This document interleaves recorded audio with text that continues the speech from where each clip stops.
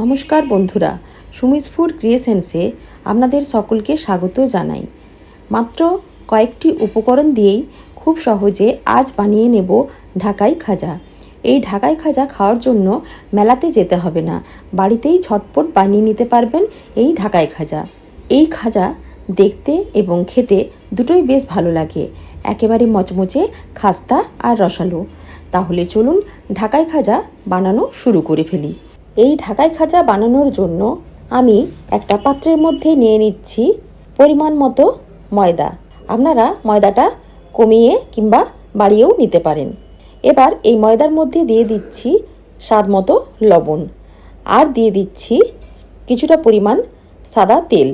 আপনারা তেলের পরিবর্তে ঘিও ব্যবহার করতে পারেন। এবার খুব ভালোভাবে ময়দার মধ্যে ময়ানটা দিয়ে দেব। একটু ঘষে ঘষে ময়দাটা মেখে নিতে হবে যাতে ময়ানটা ঠিকঠাকভাবে হয়ে যায়। এবার হাতের মধ্যে মুঠো করে দেখে নেব ময়ানটা ঠিকঠাক হয়েছে কি না। হাতের মধ্যে একটা ডালা মতো হয়ে গেছে, তার মানে ময়ানটা ঠিকঠাক হয়েছে। এবার অল্প অল্প জল দিয়ে মেখে একটা ডো তৈরি করে নেব। ডোটা একটু শক্ত করে মাখতে হবে, নরম করে মাখলে হবে না। ডোটা আমার মাখা হয়ে গেছে, এখন ঢাকা দিয়ে রেস্টে রেখে দিচ্ছি সেট হওয়ার জন্য। 30 মিনিট পর ঢাকা খুলে নিচ্ছি। ডোটা আরও একবার ভালোভাবে ঠেসে নেব। এরপর এই ডো থেকে নেচি কেটে নেব। ঠিক এরকম সাইজের নেচিগুলো আমি কেটে নিয়েছি। এবার এই নেচিগুলো হাত দিয়ে একটু চ্যাপটা করে গোল করে নেব।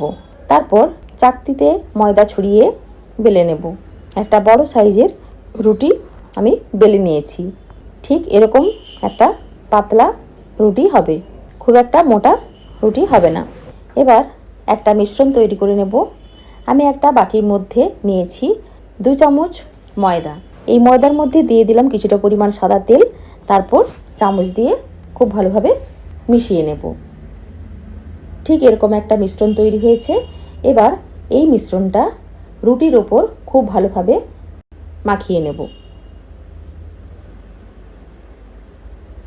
যাতে সমস্ত রুটিটা খুব ভালোভাবে কভার হয়ে যায়।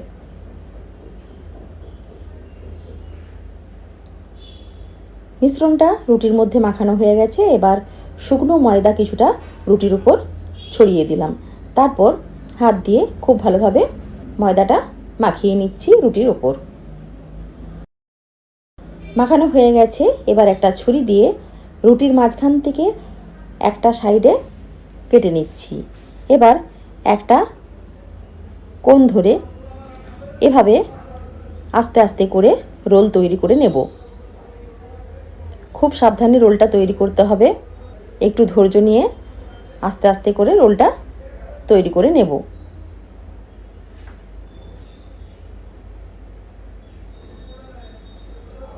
এবার একটা সাইড জল দিয়ে আটকে নিচ্ছি, তাহলে খুলে যাওয়ার সম্ভাবনা থাকবে না।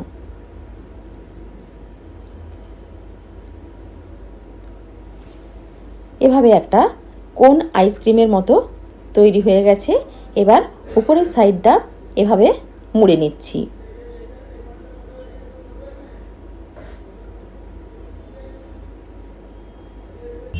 এরপর যে দিকটা সরু সেই সাইডটা ছুরি দিয়ে কেটে বাদ দিয়ে দিচ্ছি।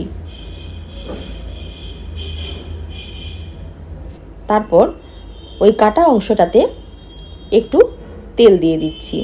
ঠিক একইভাবে আমি বাকিগুলো তৈরি করে নেব। আমার সমস্ত নেচিগুলো তৈরি করা হয়ে গেছে। এদিকে সাদা তেল গরম করতে বসিয়ে দিয়েছি। এবার এখান থেকে একটা নেচি নিয়ে হাত দিয়ে একটু চ্যাপটা করে নেব। তারপর হালকা হাতে বেলে নেব। এমনভাবে বেলতে হবে যাতে ভেতরের লেয়ারগুলো হালকা হালকাভাবে বোঝা যায়। এবার গরম তেলের মধ্যে দিয়ে দিলাম, আর মাঝখানে গরম তেল অনবরত দিতে হবে, তাহলে মাঝখানে একটা গর্ত তৈরি হবে আর যে লেয়ারগুলো তৈরি হয়েছিল সেগুলো এক এক করে আলাদা হয়ে যাবে। একটা সাইড ভাজা হয়ে গেছে, এবার উল্টে নিয়ে আরেকটা সাইড লাল করে ভেজে নিচ্ছি। দুটো সাইডই ভাজা হয়ে গেছে, এবার তেল থেকে তুলে নিচ্ছি। একইভাবে আমি বাকি খাজাগুলো ভেজে নেব। এবার আমি চিনির শিরাটা তৈরি করে নেব। এই চিনির শিরা তৈরি করার জন্য একটা কড়াই গ্যাসের ওপর বসিয়ে দিয়েছি। তার মধ্যে দিয়ে দিলাম 1 বাটি চিনি আর 1 বাটি জল, দুটোই সম পরিমাণে দিয়ে দিলাম, কারণ চিনির শিরাটা বেশ ঘনভাবে তৈরি করতে হবে। এবার চিনিটা মেল্ট হওয়া পর্যন্ত অপেক্ষা করতে হবে। চিনিটা ফুটতে ফুটতে বেশ ঘন হয়ে গেছে। আঙুল দিয়ে একটু চেক করে দেখে নিচ্ছি, বেশ চটচটে হয়েছে। ঠিক এরকমই শিরাটা তৈরি করতে হবে।